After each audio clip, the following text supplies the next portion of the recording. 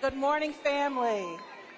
Good morning, AFT family. My name is Kelly Uhkun, and I have the privilege of serving as president of District of Columbia Alliance of Charter Teachers and Staff, better known as DCACS, from our nation's capital. What an honor it is to stand before hundreds of educators, healthcare professionals, and public employees, retirees, students, and labor allies who have gathered for one purpose: to build worker power. But let's be honest, we're living in a time when too many forces are trying to divide us. They try to divide us through politics.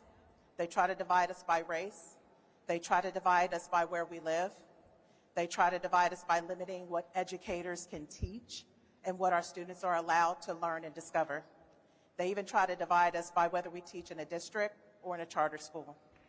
But the labor movement reminds us of something different.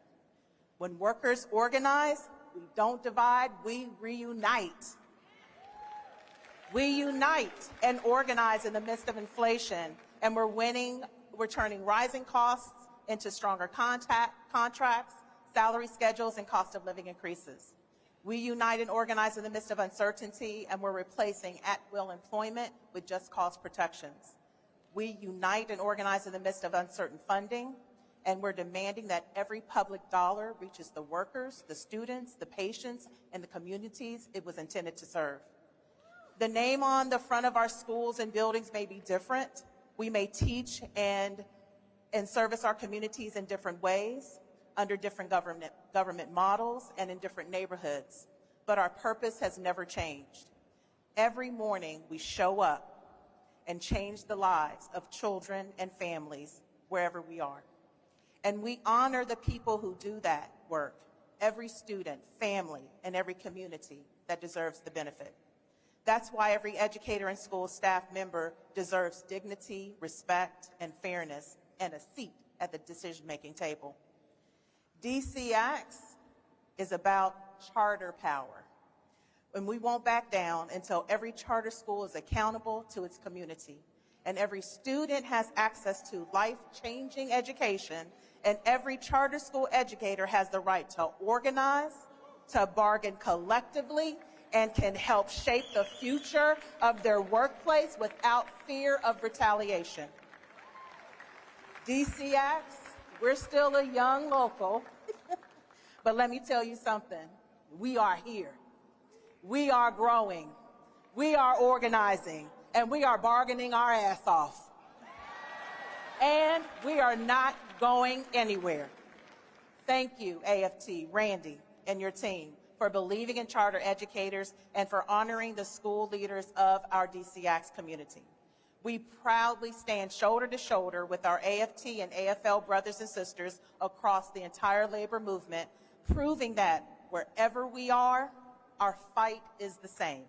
Strong public schools, strong educators, and strong unions.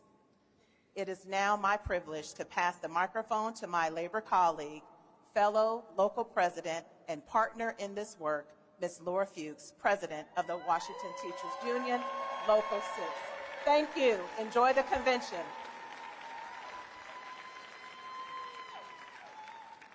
All right.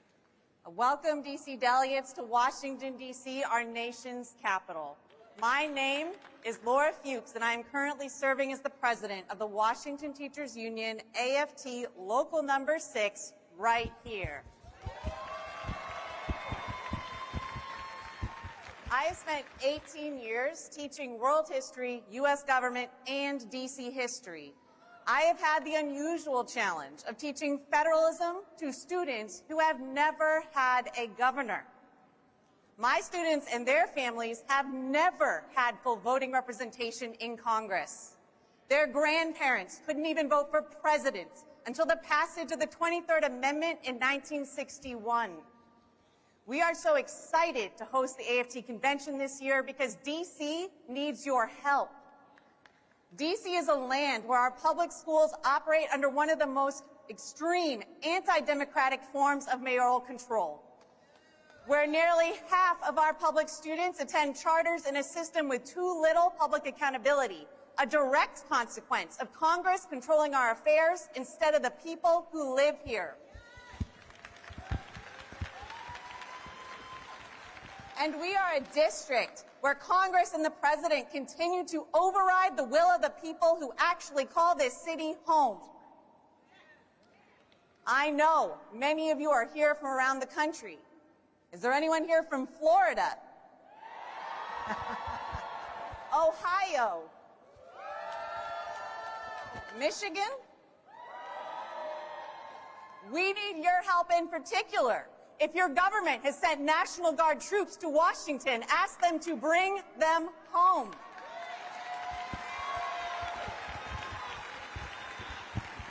Scan the QR code and make your voice heard with Free DC.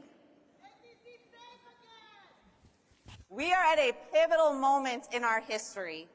We know our democracy hangs by a thread, but it is a democracy that those born and raised in DC have not gotten to experience unless they leave. Our current local government was created by Congress in 1973 and can just as easily be taken back. In fact, over the course of DC's history, we often gain and then lose home rule in 10 to 50-year cycles. Until DC has full statehood, we will not be free and equal to the rest of the country. We are a locality that has more people than 2 states and pays more total federal taxes than 12. This is not a new problem for DC. Presidents from across the political spectrum have chosen to impose their will rather than support our people.